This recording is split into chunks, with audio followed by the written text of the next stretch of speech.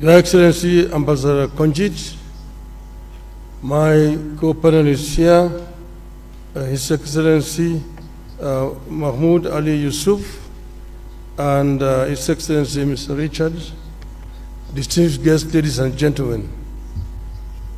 Good evening, Africa.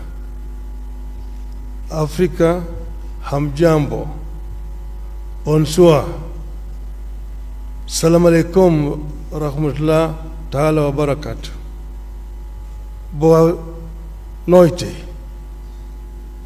I am delighted to have opportunity today to stand before you as the son of Africa. I was born in Kenya, but I'm told that my grandparents came from the Sudan. I am a father of 4, a grandfather of 5, and a husband of 1 that I know of.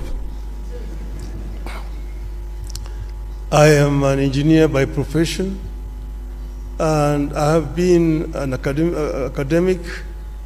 I have also been a public servant. I've been a member of parliament. I've also been a prime minister and also leader of opposition. In those capacities, I've tried to do my best, and I've gained a lot of experience in terms of management of public affairs. I stand here as an Pan-Africanist and an Afro-optimist. 2 months ago, that is on the 21st of October, this year we were here in Addis Ababa. We had been invited as members of the families of the founding fathers of the African Union to come and witness the reopening of the Africa Hall. That's the hall where the OAU was launched in 1963. And we're happy to be here with Madam Ambassador Konjit, who was there as a young girl at that time. It is now 61 years since the launch of the Organization of African Unity. And at that time, if you read the speeches of the founding fathers on that day, they were very passionate, and all of them talked about African unity. Where there was a difference was, when do we achieve this unity?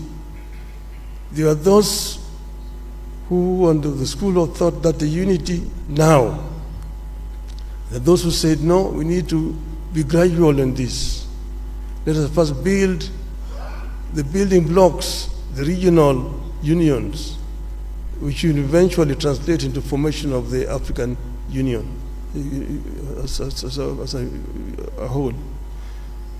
But now we have they came up 50 years later with Vision 2063, which now hopes to get Africa united, one union government by 2030, and move on to attain the vision, the wishes of the founding fathers of Africa. I say that I have the experience. I've been part of this movement for changing the continent. We know that some achievements have been made. Africa is now completely liberated, but there's still work to do. And I believe that I have what it takes to get us where we want to do. In the field of education, in the field of health, in the field of value addition to the abundant wealth that we have on the continent, in the field of trade, inter-African trade.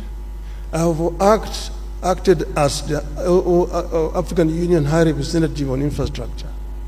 And in this I know that we have very comprehensive programs in PIDA, Program for Infrastructure Development of the Continent. What remains is action.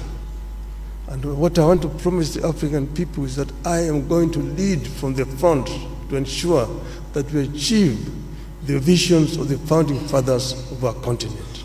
I thank you.